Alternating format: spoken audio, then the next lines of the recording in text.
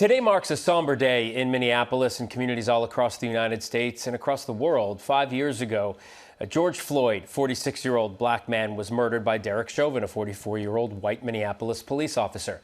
The intersection in Minneapolis where the world witnessed that killing is now named George Floyd Square, the center of a 3-day-long Rise and Remember event. The events marking his death started off with a concert on Friday. Today's remembrance include a Sunday service, a street festival, self-care fair, and a candlelight vigil.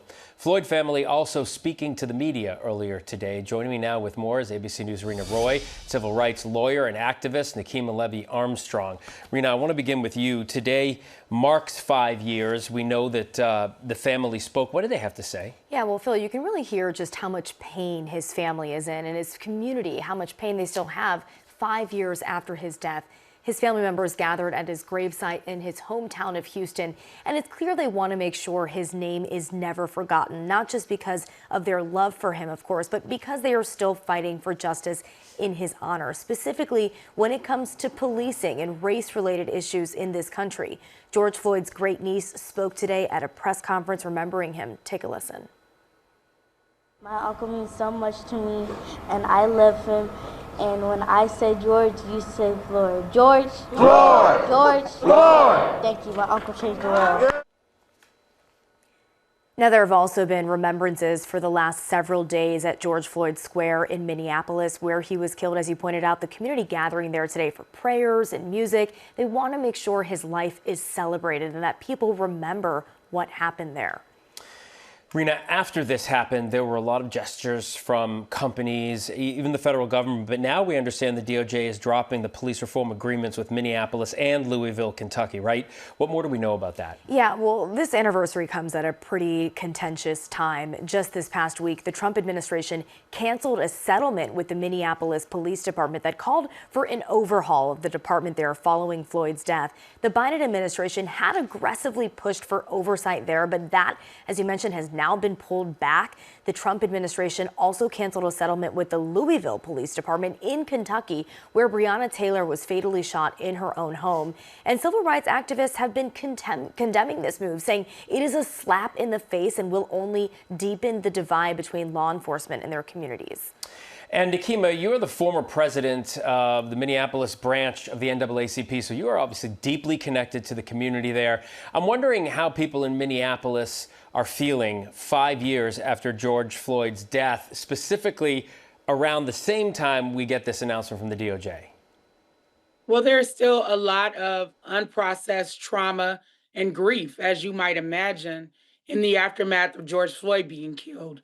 And the sad reality is that George Floyd was one of many individuals who was unjustifiably killed by the Minneapolis Police Department, but his case received the most attention for a variety of reasons. So people here are processing trauma, but also frustrated with the Trump administration and the Department of Justice regarding their decision to withdraw from the consent decree process. Now, when you look at the DOJ's analysis and report that they did, it was scathing. They detailed many instances of police abuse as well as racial discrimination being directed towards Black and Native residents within the city of Minneapolis, not to mention instances of the unjustified use of deadly force. So we're talking about very serious incidences that have happened over the years, a culture of corruption, violence and abuse that was allowed to persist. And the Trump administration is essentially saying, hey, it's fine. Let things continue as they have been because we're withdrawing from this process. And it's a slap in the face and a travesty of justice and an added measure of cruelty, given that this is the week that we are celebrating the 5-year anniversary of the murder of George Floyd and his legacy and impact on the world. So what happens next? That's where we're at. Where do we go from here? Well, we will continue to resist here in the city of Minneapolis. Our movement for police accountability and racial justice never stopped. And it began several years before George Floyd was killed, namely after Mike Brown was killed by a Ferguson police officer. So we have been boots on the ground.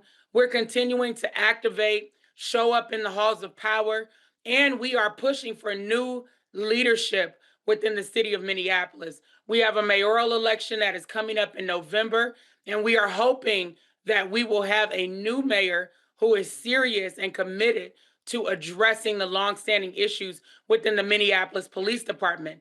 I will also add that there is another consent decree that is still in place, thankfully. The Minnesota Department of Human Rights undertook an investigation of the Minneapolis Police Department following the murder of George Floyd. They entered into a consent decree with the city of Minneapolis and the police department, and they're now 2 years into that agreement. So there is some oversight. The mayor and the chief have claimed that they will still follow the federal consent decree, even though the federal government plans to no longer participate. However, we take that with a grain of salt.